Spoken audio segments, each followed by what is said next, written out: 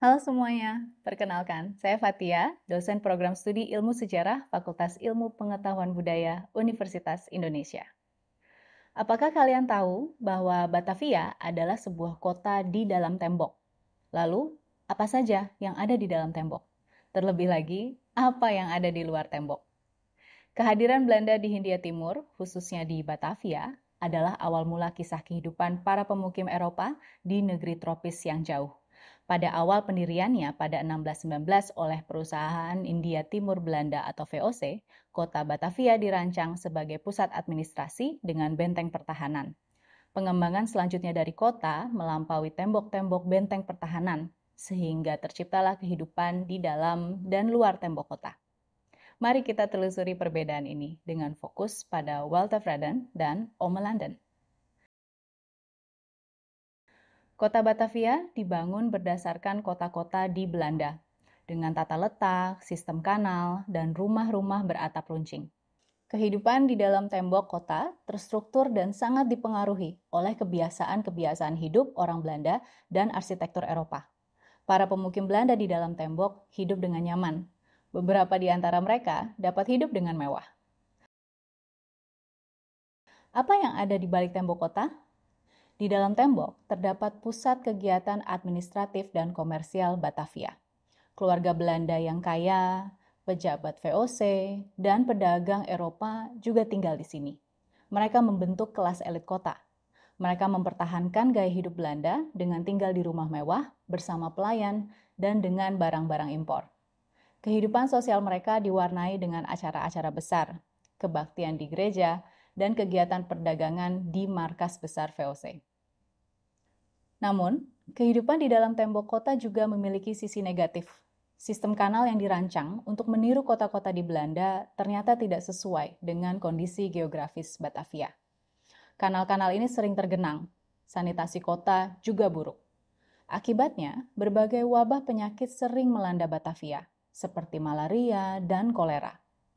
Bahkan, Batavia sempat mendapat julukan kuburan orang Eropa karena tingkat kematian yang tinggi pada masa wabah. Lalu, bagaimana keadaan di luar tembok? Di luar tembok kota, kehidupan sangat berbeda. Daerah-daerah di antara Walter Freden dan Omelanden atau daerah pedesaan di sekitar Batavia lebih santai dan tidak terlalu terkekang oleh kebiasaan-kebiasaan hidup ala Eropa yang rasanya seperti kaku. Walter Freden khususnya merupakan daerah pinggiran kota yang makmur.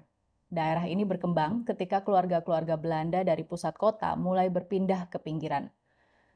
Ini dilakukan untuk menghindari wabah penyakit. Daerah ini dengan cepat menjadi pusat sosial dan budaya yang baru, dengan kawasan perkebunan yang luas, taman-taman, dan jalan-jalan yang lebar, menawarkan gaya hidup yang lebih sehat dan nyaman. Di Walter Freden, para pemukim Belanda tinggal di rumah-rumah besar dan lapang yang dirancang untuk membantu mereka menghadapi cuaca di kawasan beriklim tropis.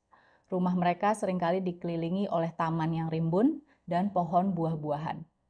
Beberapa pelayan Jawa bekerja sebagai pelayan dan makanan mereka diperkaya dengan rempah-rempah juga bahan baku lokal.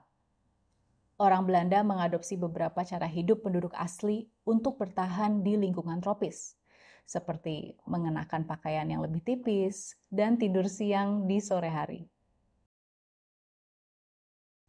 Di luar Walter Freden, yaitu di Omelanden, kehidupan lebih bernuansa pedesaan. Kawasan ini adalah kawasan pertanian yang memasok beras, sayuran, dan barang kebutuhan pokok lainnya ke Batavia. Di sini, para pemukim Belanda berinteraksi secara dekat dengan penduduk setempat, termasuk para petani dan pedagang Jawa. Meskipun Belanda masih mempertahankan kekuasaan kolonialnya, kehidupan sehari-hari di Omelanden lebih terkait dengan praktik-praktik lokal.